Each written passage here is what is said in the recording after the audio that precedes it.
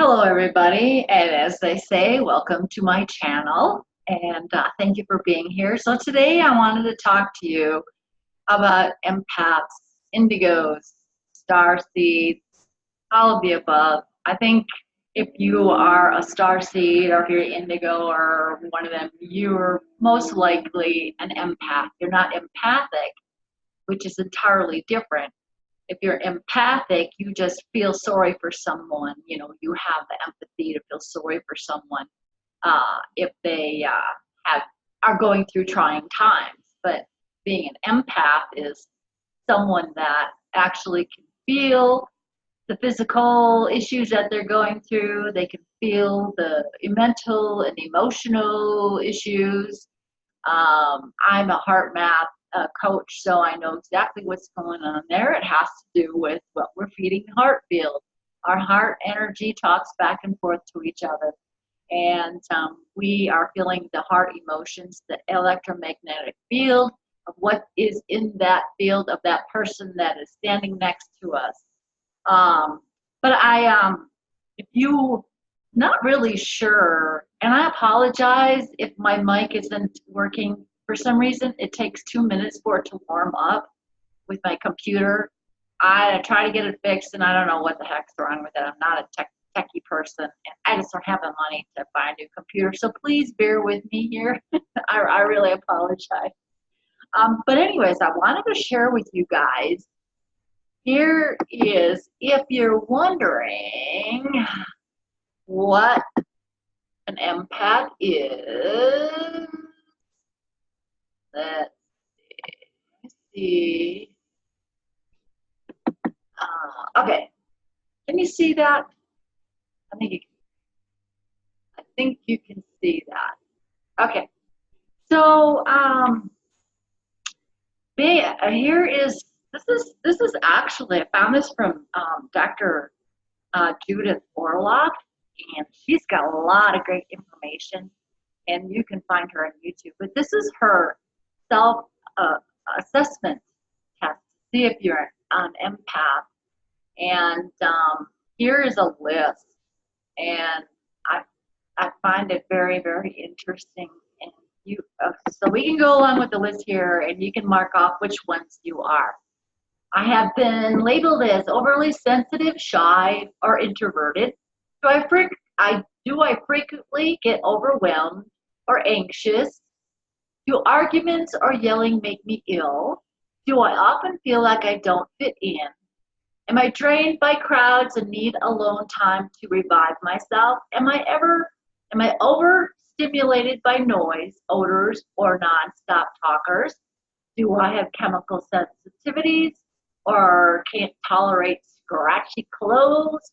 Do I prefer taking my own car places so I can leave early if I need to? Do I overeat to cope with stress? Do I like sugar? Am I afraid of becoming suffocated by intimate relationships? Do I startle easily? Do I react strongly to caffeine or medication? Do I have a low threshold for pain? Do I tend to socially isolate? Do I absorb other people's stress, emotions, or symptoms? Am I overwhelmed by multitasking and prefer doing one thing at a time? Do I replenish myself in nature? Do I need a long time to recuperate after being with difficult people or energy vampires? Do I feel better in small cities or the country than large cities? Do I prefer one-to-one interactions or small groups rather than large gatherings? So to calculate your results, if you answered yes to 1 to 5 questions, you are at least partially an empath. Huh. Responding yes to 6 to 10 questions means you have moderate empathic tendencies. Responding yes to 11 to 15 means you have strong empathic tendencies. Answering yes to more than 15 questions means you are a full-blown empath. And I can answer yes to most of them. I don't startle easily. I'm pretty tough. And a lot of these I've learned to cope with and learned to turn around and instead of them being deficits in energy drains for me, I've turned them around and they're now assets for me. And it's just because of the hard math work that I do.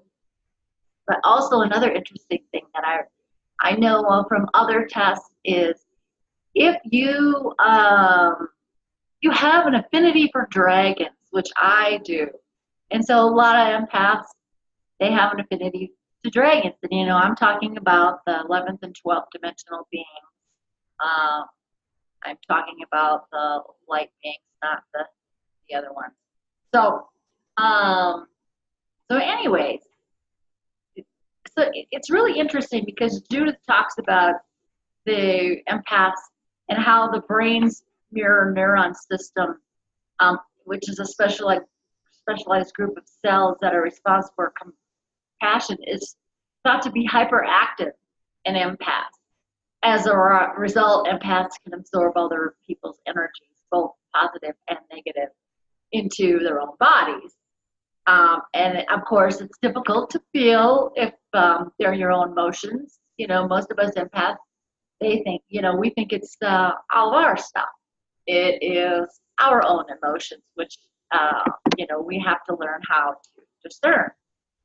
You know, and there's a lot of people talk about the different types of empaths. You know, some are sensitive to just the physical issues, like I said. Some are sensitive to just the mental and emotional issues. And some are even food empaths. They're really extremely sensitive to certain foods, which I find really interesting. I don't know if I have any food issues. I don't like eating most meats. They don't like my body, so I guess that qualifies. I can't do alcohol at all. I'm in a state where marijuana is legal and doesn't really do anything for me. I don't feel that I need a crutch to help me, you know, patch into myself and the other worlds. So none of that stuff matters with me. Basically because I have grown and I've learned how to overcome some of the deficits of being an empath and turned it around. So I don't need this stuff anymore. And that's not to say that you listening to me don't. It's just a coping mechanism. And of course, my name of the video is Confessions of an Empath-Indigo Starseed Dyslexic. And yes, I am a dyslexic. And so it all, you know, dyslexia is actually a gift. We see in pictures, we don't see words. When we are reading, we don't memorize the words. We have to put a picture to the word in order to learn the word. In dyslexics actually can see 250 pictures a second, where the non-dyslexics just see the words. And so what this means is dyslexics are multidimensional. They see multidimensionally, where if another person was looking, say another person is looking at me, they just see the front of me. That's all they see. Where the dyslexic sees the whole picture, above, below, around. They see all of it. So, you know, Judith calls the empath's medicine to the world, which I really think that is cool. And you know, and once you identify your talents, it really can benefit and enrich your world. But it takes a lot of work to get there. And there's a lot of us walking around who are just cannot deal with our sensitivities and the feeling of not belonging, the separation. I think that's the hardest part, is not belonging and separation. And that's what I grew up with most of my life, even though I was, you know, with a family. I just felt separate from my family. You know, Denise is a weirdo. You never know what Denise is thinking. That's right, because you don't have the time to sit down and listen to all the things that I was thinking. You know, being an indigo, you know, I was one of the first wave volunteers. So the Indigos really had a tough time because the Indigos were the ones that came into, we were the trail blazers, we're the system busters. We're the ones who said, no, I'm not going to do that anymore. You know, we started the proceedings to help all the other ones that came in, the crystals and now the rainbows. You know, we set the pace. We kind of cleared fields and we cleared the playing field so we could get busy and do what we really need to do here. But the confessions, you know, I just want to tell you, you know, there's so many, I feel so sorry for so many of us because we're labeled with these terrible labels, you know, attention deficit disorder, you know, bipolar was another one. That was huge 10 years ago. Everybody was bipolar. And I even, before I knew what being an empath was or associating with that, I was trying to find a word that described what I was going through. So I said, yes, I have bipolar disorder. You know, one minute I'm hey, and the next minute I'm down at the dumps. Little did I realize that it was because I was feeling all the energies around me, being good or bad. If I was feeling good energies, I was good. When I was bombarded with the bad energies, I was right down there with everybody else. So, you know, dealing with that is really hard because you really, then you want to label yourself, oh, you know, bipolar, depression, I have all of that. And I'm such a bad person and I'm crazy. And you start to really segregate yourself from everybody. It's like, oh, I just can't deal with people. I can't go in the mall. I can't go here. I can't go there. I can't spend time with my family. I don't have any friends because I was afraid that I was going to go off on everybody. And, you know, I was one of those codependent empaths that I thought I was supposed to help everybody. I mean, I just was supposed to take everybody under my wing. And my husband got to the point where, will you stop bringing these misfits home? Because what was happening was I thought I had a mission. So I was like, I was forcing all of my stuff on everybody else. I'm going to help you. I've got to help you. You have to be helped. You have to be helped, whether they really wanted it or not. And I wanted to see this through, and I wanted to see the outcome. And most of the times they were not ready for any of this. They didn't want to go there with me. So what did it do? Of course, it made me feel even worse about myself. So I've learned to become more of an empath now. More of a healthy empath, where I have learned to detach myself from the outcome. I'm here as a way shower and helper if someone is ready for help. And I am detached from the outcome. It's no longer up to me. Like I said, I'm the guide, I'm the way shower. I have the tools, I have the techniques. Let me teach you the tools and techniques, and then you go from there. It's all up to you. It has nothing to do with me. I became healthy when I set aside my ego, and a lot of the empaths have a lot of ego issues. And I'm not saying that this is bad. It is that we get in the way of ourselves. We came here to do a mission, and you know, it's all about us, and you know, I have to do this, and I don't care what it takes, and you know, I'm the healer here. And it's just because we are still at that little bit of unhealthy phase. You know, we're still learning about ourselves and you know, how far we can take this and what we're really supposed to do. You know, and it's all, you know, the event is like, it's an individual process. You know, they keep talking about the tipping point. You know, when we get enough people, when we get this mass consciousness level, then it'll happen. You know, and so many of us empaths are out there screaming, we gotta help, we gotta turn this around, we gotta meet tipping point. And you know, right now it doesn't look like we've met the tipping point. Maybe some of us are already over there, Gaia, there already is a fifth, sixth, and seventh dimension Gaia. Some of us probably are already over there. They've done their job, and some of us have chosen to stay behind and continue the work. But getting back to the confession, when I was really young, I had a really good friend that I was growing up with, and she was a lot like me. We were really in tune with the earth. We were really sensitive to nature.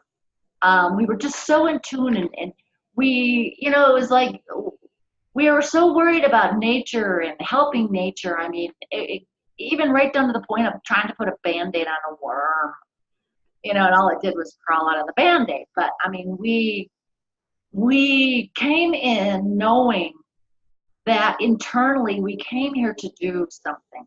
We had no clue what it was. We had no idea. But we felt like we came here to do something special, something different. And, but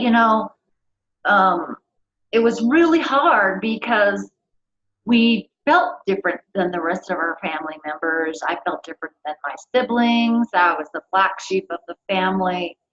I could be very emotional. I was bullied. I was bullied through grade school.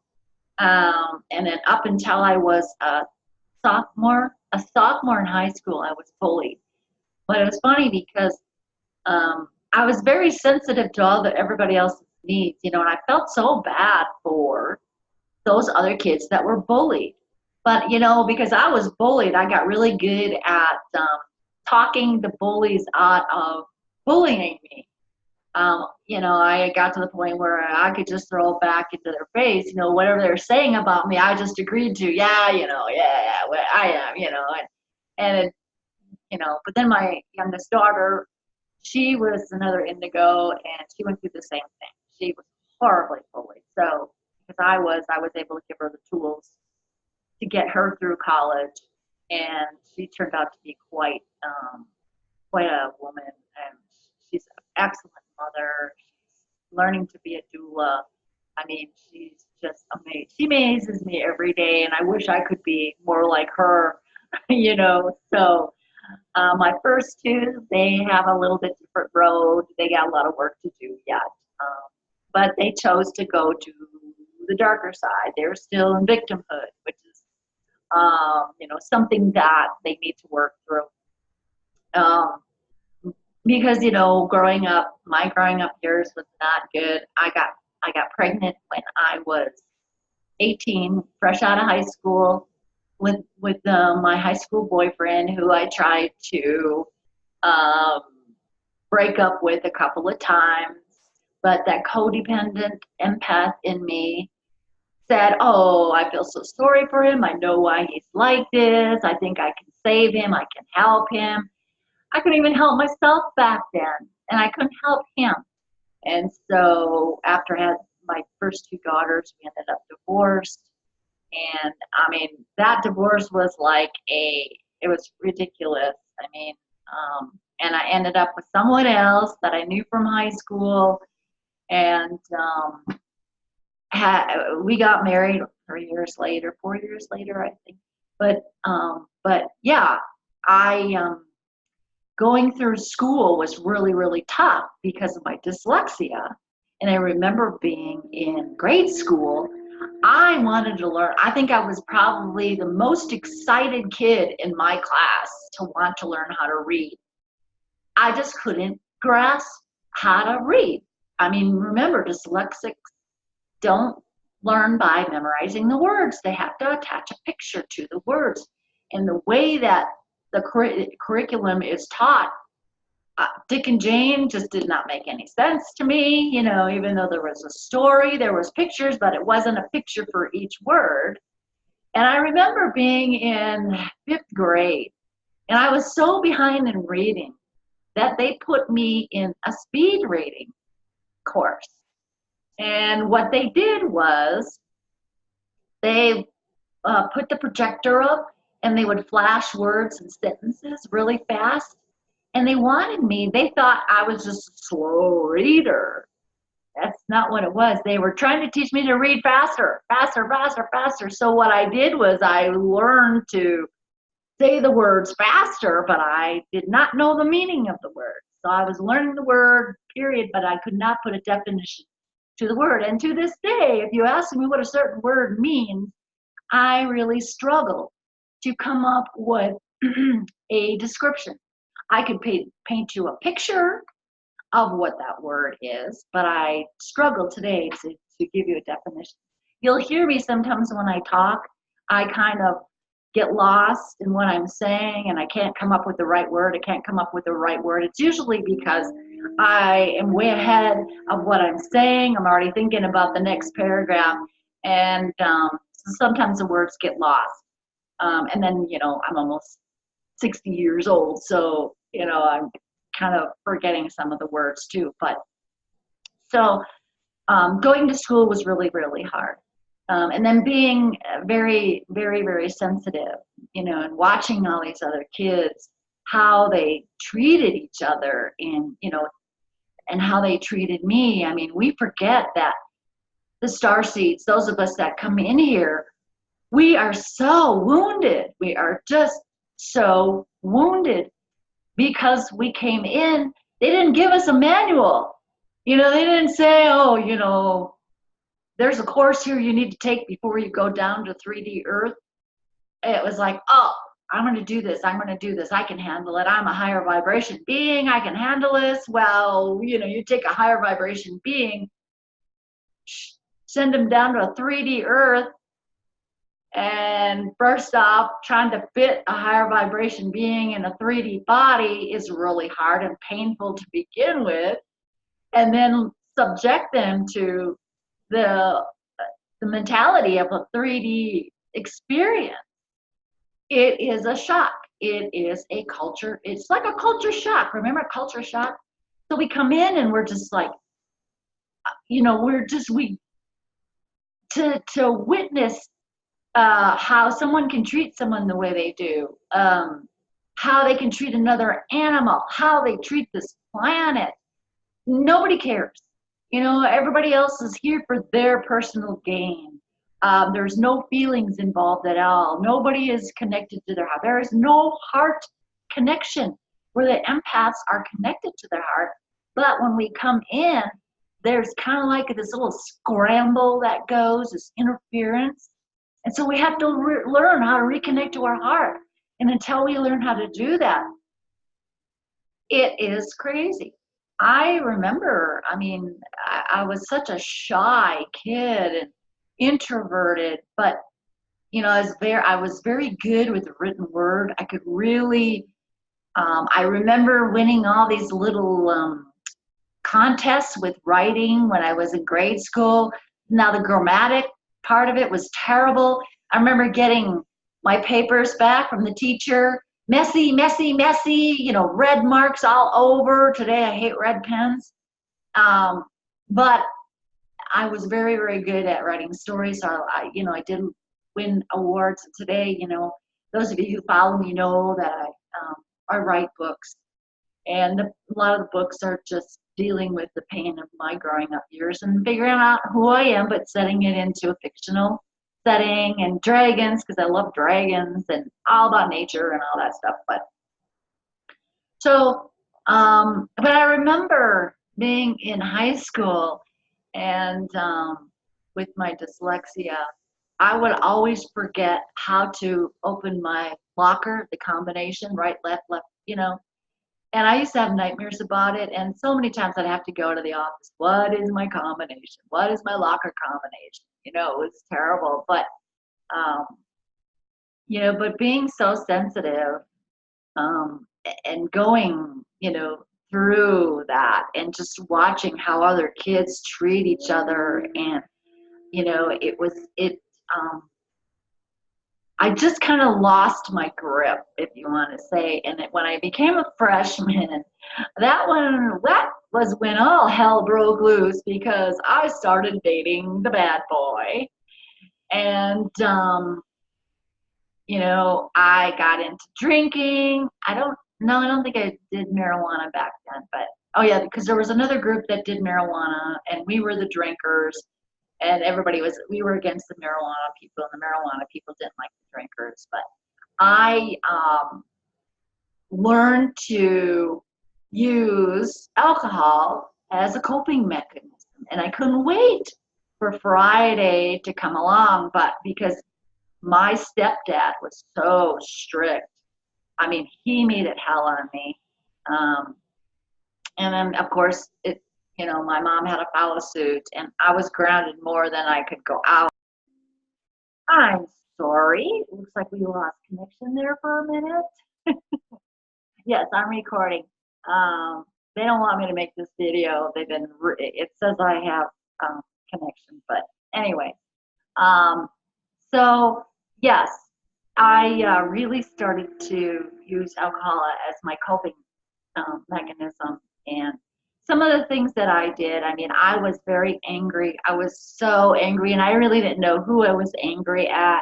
And I remember sitting, when I was grounded, I would sit upstairs in my bedroom, and I'd always play this one song over and over again. It was on my little teeny laptop record player, and it was Blue Oyster Cult, Don't Fear the Reaper.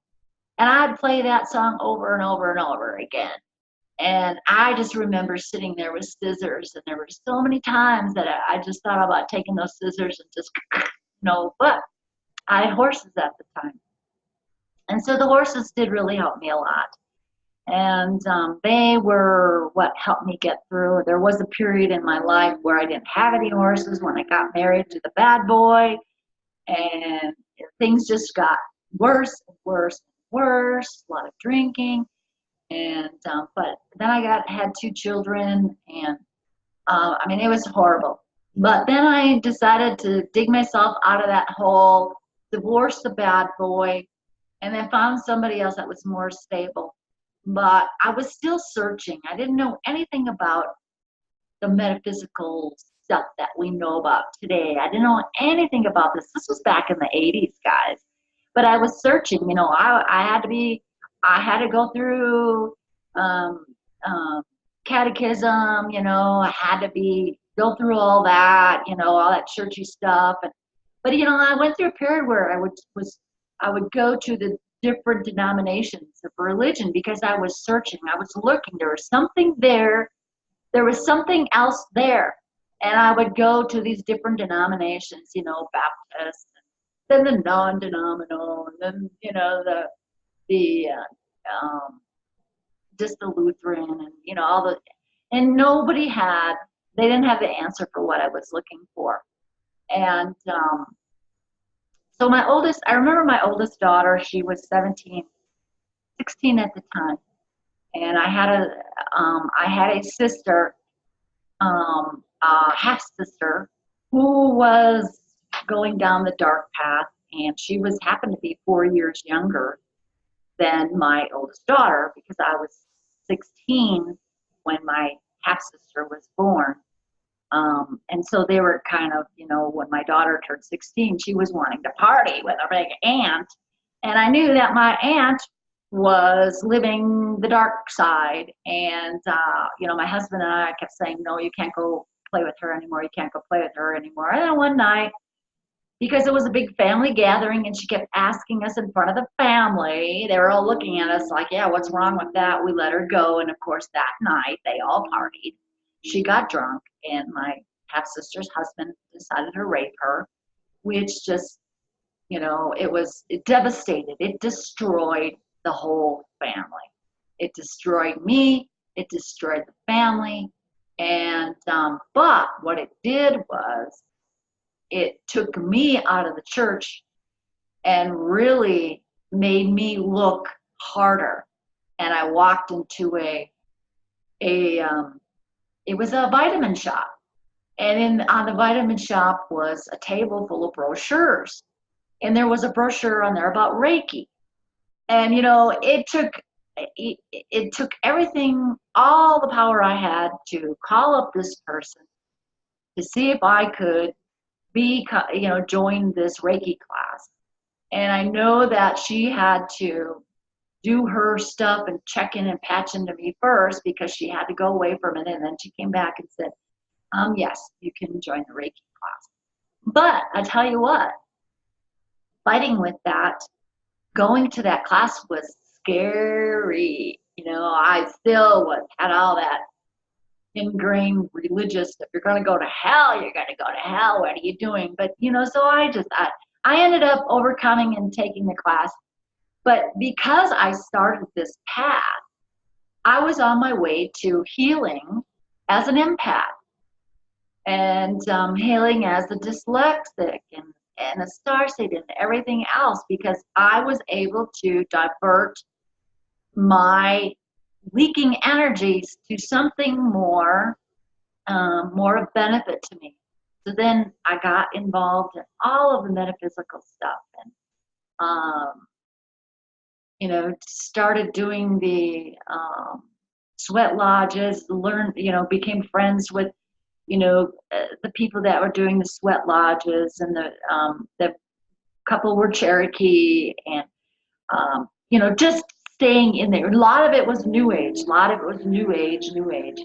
But it started changing.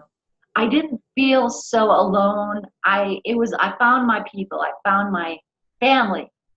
And so I started doing all the metaphysical fairs, going to all the fairs and selling all my little potions and oils and my art. That rug back there is one of my pieces, and so it was slowly helping me with being an empath. We started to learn why, going to the mall was so hard for us. And I just got to the point where I stopped going to the mall. I didn't like the mall in the first place. And, I just, I'm picking up on everybody's energies and everybody's physical energies and stuff. And then when I became a Reiki master, I really was into doing horses because, horses was my background. And so I started rescuing ex racehorses, thoroughbreds, and they were the catalyst to where I am today. And I just thought, and it was funny because when I first started working with horses, I didn't pick up the energies as much on my own horses. I was healing them, so I thought. But everybody else's horses that I would work on, I would pick up on all their pain. Their physical pain. Work on a horse that had a really bad hurt leg, I would take that in, so I had to learn to let that run through me, let it ground into Gaia, and let Gaia transform that energy into something that was more usable. So there was a period in my life where I said, I can't do this anymore because it's just too painful for me. But I was slowly learning how to, it wasn't about protecting myself. It had nothing to do with protection. It was just how to utilize that energy and keeping that flow going and separate the positive from the negative. And, but I decided that I wanted to be a shaman. And, when you go to decide you want to be a shaman, you're going to go through a lot of tests. You're going through very, very, very tough, hard tests. They call it Die the Little Deaths. And I went through 3 of them. And I thought, maybe I don't want to be a shaman. So I wanted to stick with the healing stuff.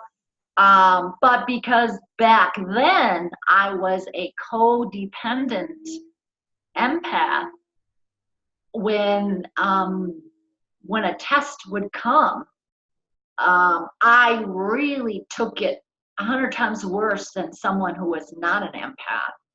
And I mean, it one of them almost killed me, thought I was going to have a heart attack. Because I was a codependent empath. I was so bound and determined to save these horses. And, I had it all figured out. I had everything planned for them, but forgot that they had their own ideas. And, they came in to help me. And, when they decided that they were going to transition and leave this plane, I took it personally. And so it took me years and years to figure out what really was happening. And I learned to lose the codependency and become more of a healthy empath and detach myself from the outcome, like I said in the beginning. You can't really help anybody when you think you have to do all the work for them, or um, you want the outcome to be the way you see it, not the way they see it. So I really went through, it was really, really tough. And, and then my daughter with her rape issue, it just sent me down, you know, that had set me down. And, but I found a way, I found the assets of that experience. And so that's what I'm doing today. I'm deficits and assets, and looking at the deficits of what's going on and how can I turn that around and use it as an asset. And so I clawed myself out of the hole, and I see so many people who have checked out, and needlessly, it's like, oh, there's so much help out there for people like me and people like you who are still on the unhealthy side of being an empath. There's so many tools out there to help. And I really delved into my art. And I think most empaths are, they're interested in art. And, expressive arts back then was huge. And I got involved in expressive arts and just creation and just being able to create my own thing. And I got involved in making these rugs. A lot of them I made a lot of meditation rugs, I call them. A lot of them had to do with different types of geometry and a lot of color and different shapes and different animals and different designs, because all of that, it has symbols. And so I was learning to put all these different symbols into these meditation carpets that I was painting. And then I would take them to our get-togethers, our meditation get-togethers. We did a lot of journeying back then to gongs and all that, and so I would take them and we would all use them. I only have 2 left. Maybe I'll do a workshop with you guys. But what I'm saying is, there's so many ways for us to become healthy empaths, and to really become the medicine of the world. When we're unhealthy, we cannot help anybody. And we think we can't. And we really did come here to help people. We just got lost along the way because of everything that is here that is against us, especially those of us who came in as starseeds. And so there's a lot of things out there that can help us, and it's just finding the right one that works for you. And for me, it was my art and it was my horses. And there's a lot of equine assisted therapy out there. People are realizing how much horses have to give, how healing they are. And we're getting past exploiting their natural willingness. We take that natural state that they are in, and we exploited it and used them for our own gain, our own monetary and gain. And I got the best horse, I got the fastest horse, and not taking in the account of the feelings of the horse, but the ones that realize there's more beneath that horse skin suit than we think. They're doing wonderful stuff. And because I'm a heart math coach, I am into the equine healing because I experienced it firsthand. Heart Math Institute actually put science and words behind what I already learned and knew. I just didn't have the technology, I didn't have the right terminology to express what I was feeling. It's all about feeling. It's all about emotion. And it's all about regulating our heart, and it's all about what we're putting out in the electromagnetic field and what we're feeling, and discerning. When we're in heart coherence, we can discern our feelings from everybody else's feelings. We're able, our heart intuition really kicks in, and we're like, oh, that ain't ours, that don't belong to us. And we can just kind of go, not mine. And we can stay detached from that, and detached from the outcome, and just keep doing our way, showing, and our guiding. And heart math coaching is huge. It's one way that you unhealthy empaths or your empaths that are still searching can be helped. Expressive arts is another, automatic writing. I mean, anything that has to do with the creative process, anything that has to do with working on the inner self, working on the heart self. You know, I say the heart center is the umbilical cord to the divine. So you can't get much better than that. And, you know, we've lost that connection. We didn't, you know, so many people don't even realize it. You know, heart just pumps blood. That's all it does. Wrong. You know, people wrong. So there's a lot of things that we can do. And, you know, if you go to my website, you can see what I do to help. You know, that's what I came down here to do, is to help my people, help get them out of that foxhole. And, you know, it hasn't been easy for me. That, like I said, I've done things that I'm not proud of. I've been down in the dumps. I've been down in the dark trenches, and I've used, you know, alcohol, you know, just to cope. And there's no coping there. There's just no coping with alcohol. And I used, you know, other things, you know, to cope. And, but I just want to tell you people that, yeah, we can help ourselves. There is help out there for us. And if you're feeling bad, you're feeling alone, you feel like you don't belong, you're not alone. And there are people out there who are willing to help. You can use your empathic abilities to discern those who are out there that are saying, I have this and I can help you. Because not every person is the right person for you. They might be right for one person, but there's something there that just doesn't resonate with you. So then you go on and you go to the next one and you discern.